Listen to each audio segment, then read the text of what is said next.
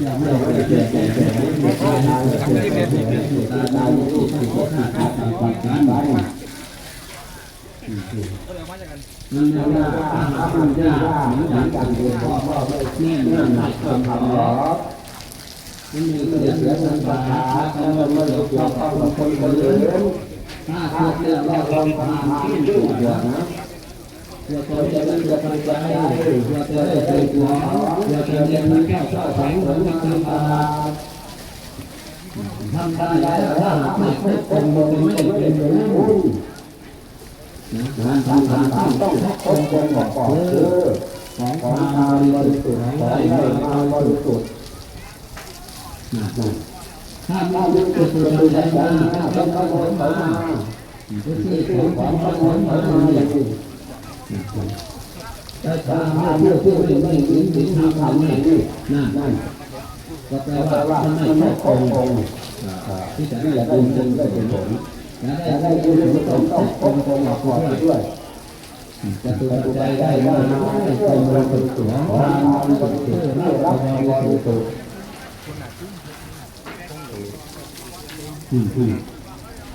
เป็นตัวอย่างที่ทำบุญได้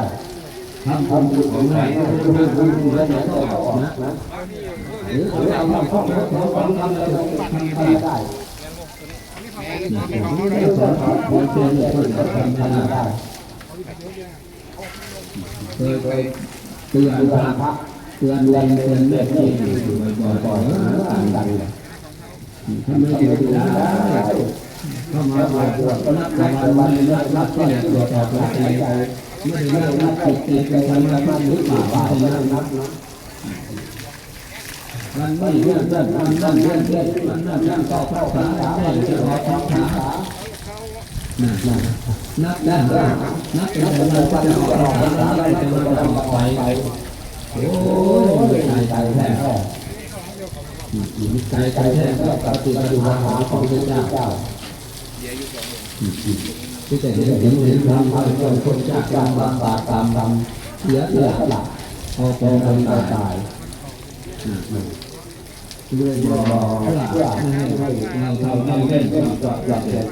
นักถึงนักดังกับพระศาสนาพระที่ได้มาคนทุกวันบาป3 พันต้นกายไม่เป็นต้นตาที่จะมาทำเล่นทำได้เห็นพ้นจากการเกิดแก่ตายจริง